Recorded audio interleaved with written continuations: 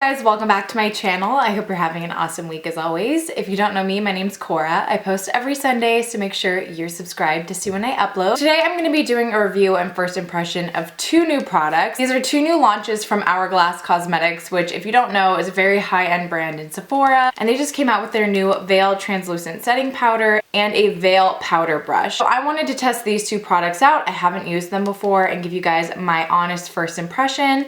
I'm going to be doing a review and also checking in throughout the day to see how my makeup is holding up. And without further ado, let's get into it. All right, so you guys can probably tell I only have natural light behind me because I really wanted to show what my skin is like. So I only have foundation and concealer on right now. I have my eye makeup on, and this is it. So as you can see, my skin naturally is very luminous. It is very oily and it is acne prone. Now I did cover it up, but you can kind of see what I'm dealing with right here. For me, because of that, it's really difficult to find a good setting powder.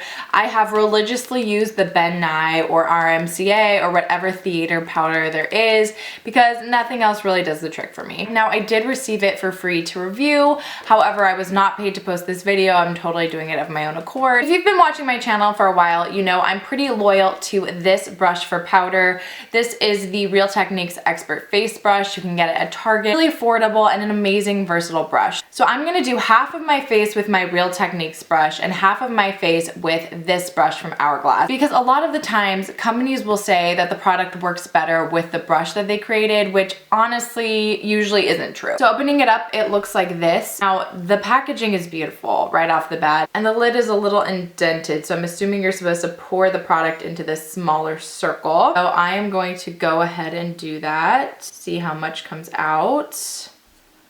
Okay, maybe not. It didn't really come out, so I'm just shaking it upside down and some product came out. Oh, I'm gonna start by putting this under my under eyes. So I'm going to do as they said and pack it on. And since I am so oily, I do like a lot of powder, so I'm gonna be using a lot. All right. And while I'm here, I'm gonna get around my nose and right here.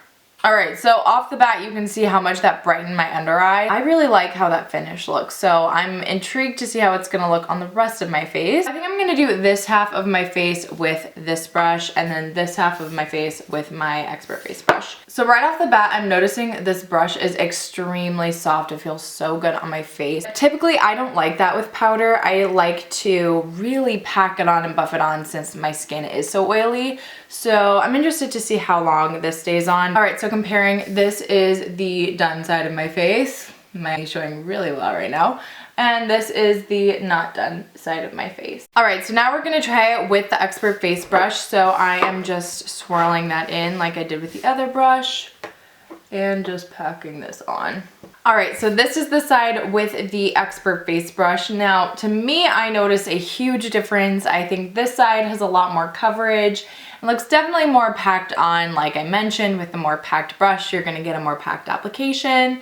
This side definitely looks more natural. I don't have really any coverage here. Overall, I am really happy with how the powder looks. I think it looks really natural. It looks like my skin, but better. That luminous look that Hourglass products have, if you've ever used any of their ambient lighting powders, they always have kind of a glow within kind of effect.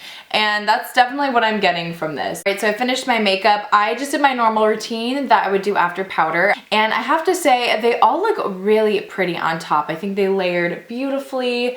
I think my makeup looks really natural. So the Veil Translucent Powder is $46 and the brush is $64. I'm not gonna lie, that is really expensive. I personally would never pay $64 for a brush. It is currently 10:57 a.m. By the way, this little face is my niece. She stole my phone and changed my screensaver and wallpaper, so I was like, I'm not gonna change it. You think I will, but I won't, and I'm gonna show it on YouTube, and I just did, so sorry, Isabella. With my Ben Nye powder, I wouldn't have to touch it up halfway throughout the day. So I'm gonna try to go without touching it up halfway through the day, but we will see, and I'll see you guys at the first check-in. So it's about 4 o'clock, and as you can see, my makeup is a little bit worse for wear, but honestly not too bad. Definitely have that glowy skin thing going on, and I'm sure some people would be totally fine not powdering at this point. Honestly, I haven't noticed too much of a difference between the two sides where oiliness is concerned. I think it's seeped through on both sides pretty evenly.